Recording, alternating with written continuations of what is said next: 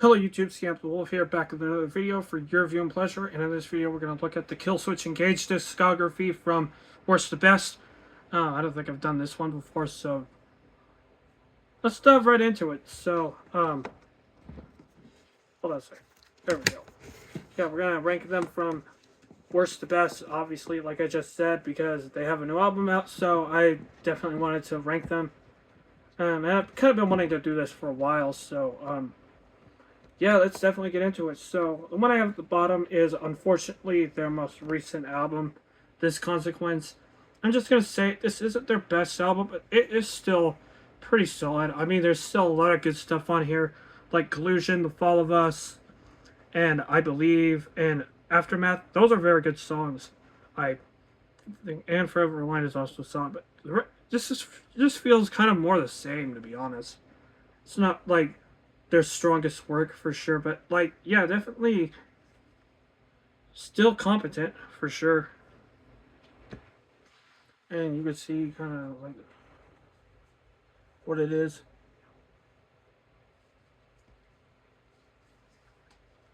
So yeah, Killswitch Engage, This Consequence. There we go. It's, I don't know what else to say. They play metal. They play a style of metalcore, and they've been doing it for years. And this isn't really nothing new for them, so that's probably why it's not their strongest effort, in my opinion. Next up, I have their debut album here from 2000. The reason this is as low as it is there's just some songs that are like that they would record later, and also it's kind of like it isn't like the best work for sure. Like you have the Temple from the Within, Invited Infra, which would be recorded again later, but like again, it's just a lot of early metalcore just didn't have its identity until like much later, and I think Killswitch Engage did it pretty well. But we'll get to those albums in the future. I don't really have a lot to say about it, other than it's interesting in the discography, definitely for sure. So there is that about it. So yeah, Killswitch Engage's debut. Not much to say about it, but it is solid. Next up, another pretty solid album here, The End of Heartache, which it's this low on the list because, like, out of all the Howard Jones albums, this one is the one that has a lot of stuff that's just kind of samey a little bit. Like, I mean, you of course have Rose of Sharon and The End of Heartache, which Rose of Sharon is an overrated song in my opinion, but like, there's other stuff that I think is pretty good too, like Breathe Life, um, even Worlds Ablaze, a Declaration, I think are fine.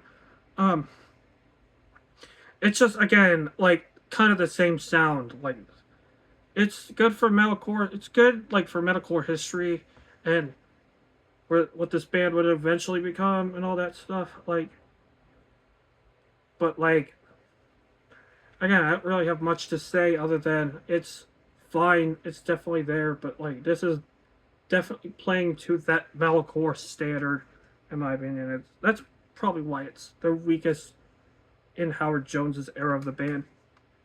So there is Killswitch Engage, End of Heartache. Next up, we have Incarnate, which is the second album, um, with Jesse Leach back in the band after he left for a bit and then came back. Incarnate is basically, again, kind of nothing different. You see that Killswitch Engage really likes to stay to a similar sound that they've like done for a while. It works well on some, others it kind of feels like okay, but it's nothing like they haven't done before. Incarnate is one of those albums for me. There's definitely good songs on here. Hate by Design, Cut Me Loose, definitely great songs. Like Just Let Go, Until the Day, and Great Deceit. There's definitely some strong tracks on here, and Loyalty too was pretty good. But other than those, like, I mean, like, it's definitely good. There's definitely good moments on here. It's just not one of their strongest efforts. That's my personal opinion. Nice disc artwork too. You can definitely see. So yeah, Killswitch Engage, Incarnate, definitely solid. Again, not one of their better albums. Now we get to the middle. There's Discography, and we get to their other self-titled album. This one's from '09. There's definitely a lot more melody on this album, and I think there's a lot of people that didn't care for this album, but I personally think it's better than End of Heartache because they do more on this album than on that album, like for sure. There is some solid stuff on here, starting over, um, and that's the really one only one I remember. But there's other songs like Never Again, Return of Light in a Darkened World, I Would Do Anything, and Save Me. That's just a sampling of some of the tracks on this album, and it works very well. It's again, it's like not one of the not a masterpiece of an album. It's definitely better than it has any right to be. Definitely better than a lot of people would say, for sure.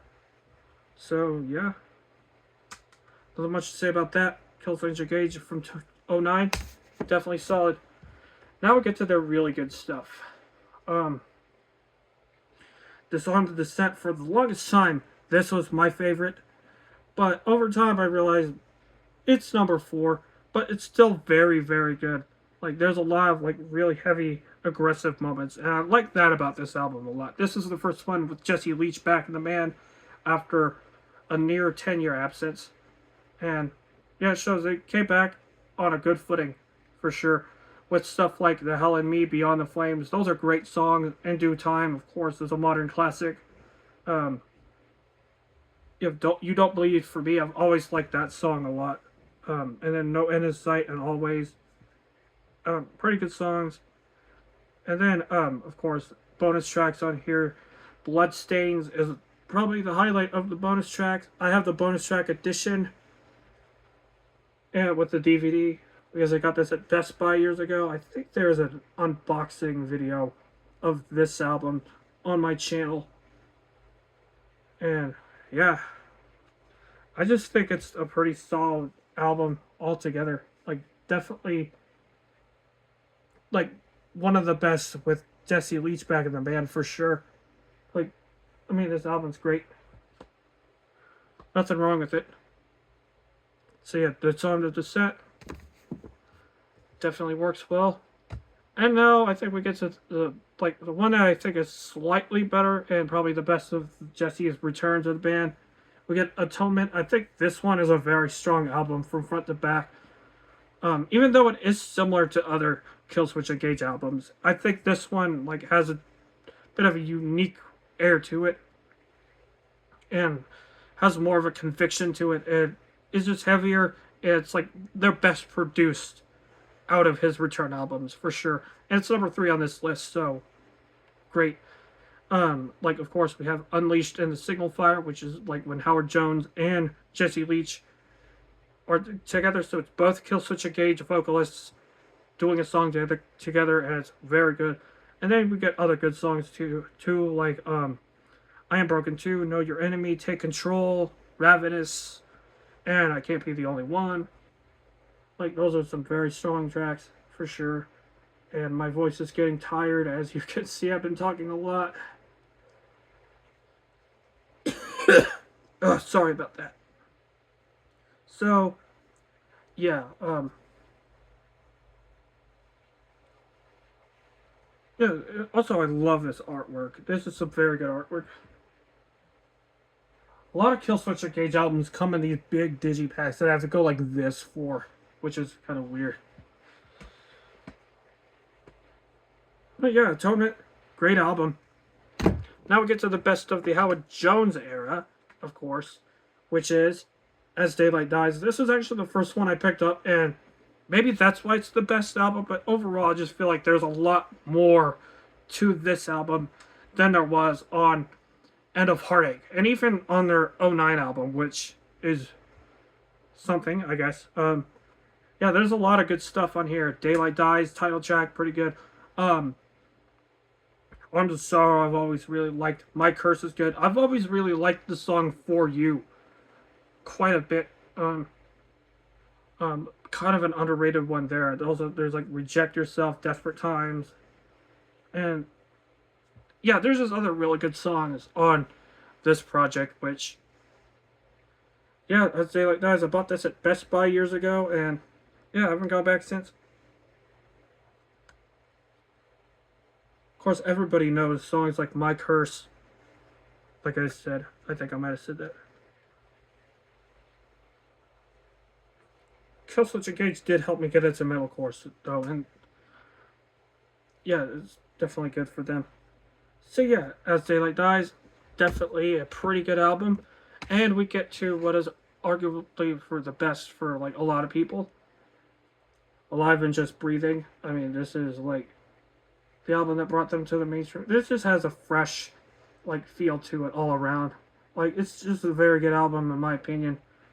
Whether it's like tracks like My Last Serenade, which is pretty cool, that tracks like Numbered Days, Life to Lifeless, To the Sons of Man, and then re-recorded songs from their past, like Temple from the with not Temple from the sorry, Element of One, Vita Infra, and other stuff probably.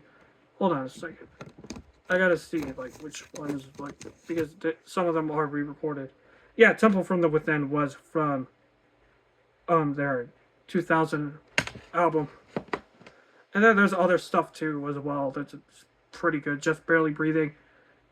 Yeah, this is like an album that helped metalcore gain its footing, and for that, it's very iconic. And for that reason, like along with albums from Converge and like other bands too.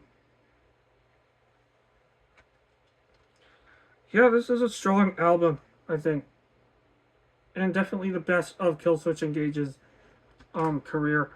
It was either this or As Daylight Dies, but Life or Just Breathing has that bit of an advantage because of what it did for metalcore and what it did for a lot of bands, and everybody's indebted to it, I guess. So that's pretty much it for this video. Leave your thoughts in the comment section down below about what you think of this band and this discography ranking and albums. Of course, leave your thoughts. This is Camp the Wolf, signing out. Take care.